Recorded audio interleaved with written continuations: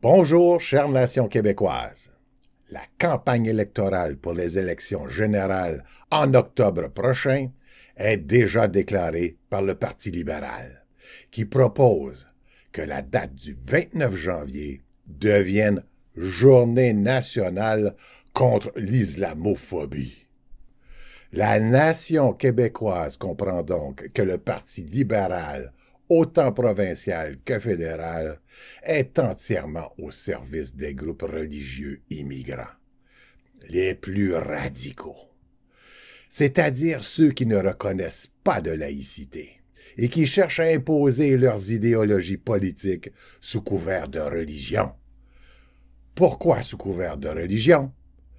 Parce que la loi multiculturaliste canadienne protège les églises et reconnaît les membres de ces églises comme étant des communautés. Comme si tous les musulmans partageaient le même islam.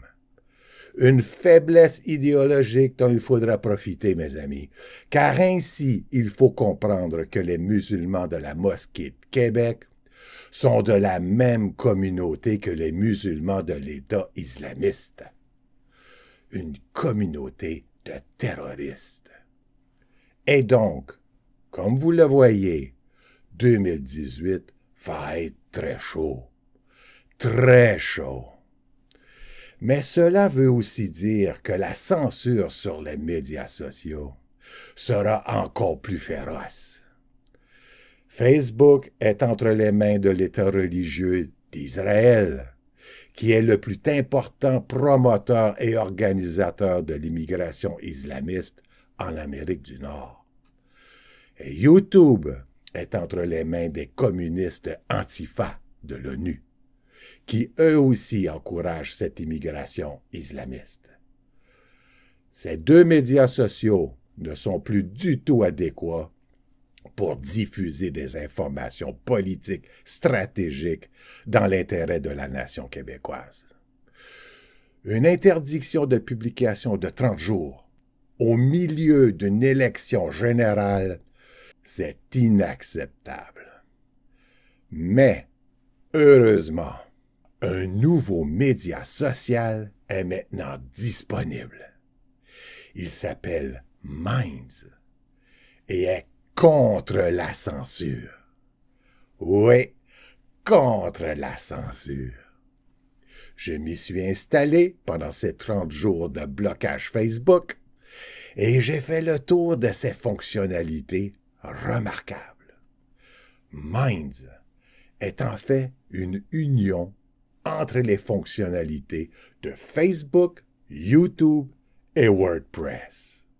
C'est-à-dire que vous avez toutes les fonctions d'une page Facebook à laquelle vous pouvez rattacher autant de blogs que vous voulez, ainsi qu'autant d'albums vidéo et d'images que vous le souhaitez.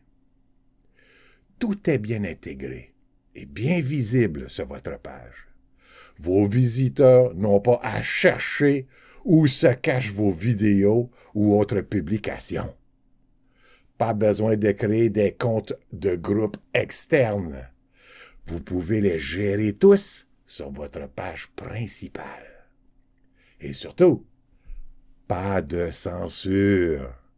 J'ai testé moi-même. Est-ce à dire que vous serez forcé de voir des publications que vous ne souhaitez pas voir?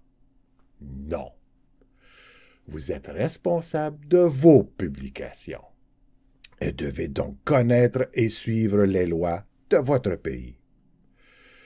Si une loi vous interdit une publication, vous avez dans Minds la fonction adulte que vous appliquez sur votre publication. Ainsi, vos visiteurs verront apparaître la notice. Cliquez ici pour accepter de voir cette publication. Si vous ne l'utilisez pas, votre publication sera simplement refusée. C'est la même chose si vous souhaitez partager une publication à des personnes qui ne sont pas abonnées à votre page. Eh oui, sur Minds, c'est possible. Si vous savez que le contenu de votre publication est interdit ou sujette à censure, vous devez utiliser la fonction « adulte ». Autrement, votre publication sera interdite, c'est-à-dire bloquée. Mais votre compte n'est jamais bloqué ou fermé.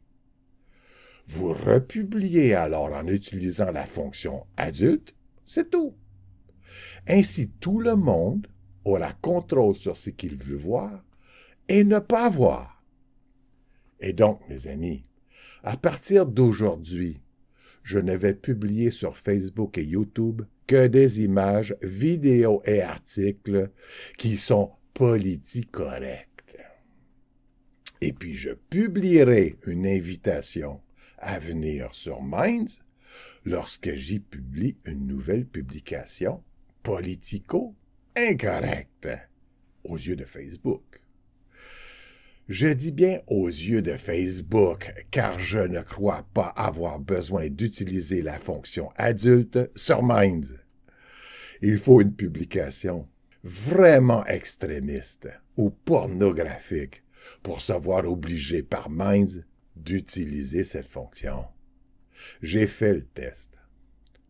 Et donc, je vous invite dès maintenant à venir vous enregistrer sur Minds, puis ensuite vous enregistrer sur ma page.